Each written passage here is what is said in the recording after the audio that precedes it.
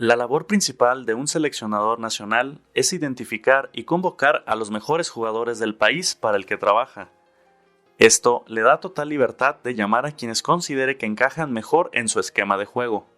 Sin embargo, a lo largo de los años ha habido diferentes factores por los que los entrenadores se casan con algunos jugadores y a otros nomás no los pelan. En el caso de México, parentescos, rivalidades personales o simplemente fe ciega han moldeado algunas listas que más de uno cuestionó en su momento. Por eso hoy, los FIFAs te traemos las convocatorias más polémicas de la selección mexicana.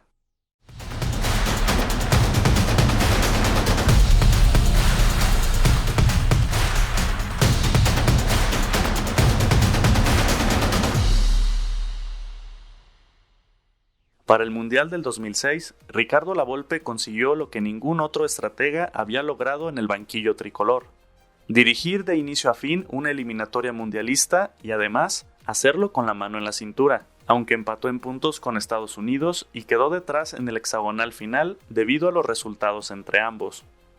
En este proceso, uno de los principales referentes fue Jaime "el Jimmy" Lozano, quien fue el segundo mejor anotador de los aztecas y el tercero de toda la eliminatoria con 11 goles, solo por detrás de los 14 de Jared Borghetti y los 12 del trinitense Stern John.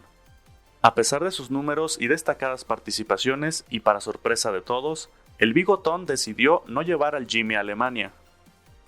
A quien sí llevó fue a Rafael "el Chiquis" García, quien no había sido un jugador regular en las convocatorias de Lavolpe. Sin embargo, a la lista buena sí consiguió un lugar, por lo que el entrenador argentino fue duramente criticado, ya que, además de la irregularidad deportiva, García es su yerno.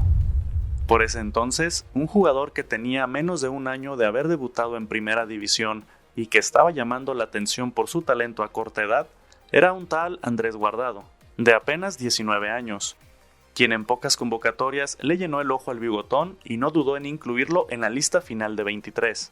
Sin importar las dudas que existían en el medio generalizado por su inexperiencia.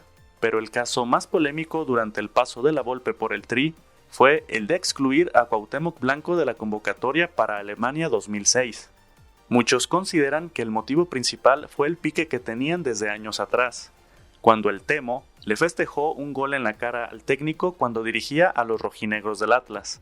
Si bien el Divo de Tepito nunca fue un recurrente en los llamados del argentino, participó en juegos bravos del hexagonal como contra Estados Unidos en casa y contra Panamá y Costa Rica de visita, en los que se cosecharon 7 puntos y se selló el pase al Mundial, además de ser considerado como uno de los mejores futbolistas en la historia del balompié mexicano. En su lugar, el timonel se decantó por jugadores naturalizados, como el brasileño Ciña, a quien dirigió en Toluca, o el argentino Guillermo Franco. 4 años después del Mundial de Alemania, Javier Aguirre llegaba al banquillo nacional para rescatar al Tri del hoyo en el que lo dejó el sueco Sven-Göran Eriksson. En los 7 juegos que dirigió del hexagonal, el vasco consiguió hilar una racha positiva de 5 victorias y un empate, para clasificar a los aztecas de manera directa a la justa de Sudáfrica 2010. Uno de los primeros cambios que realizó fue la de quitar de la portería a Guillermo Ochoa, quien era el arquero titular con el técnico anterior y que además era figura en el América. El puesto se lo confiaría a un viejo conocido, Óscar "el Conejo" Pérez. Esta decisión fue criticada por la prensa al considerar que la oportunidad debía ser para Memo, quien estaba en plenitud física y tenía más carrera por delante, pero esto no le importó a Aguirre y se aferró al experimentado de 37 años, a quien también se llevó a Corea y Japón 2002.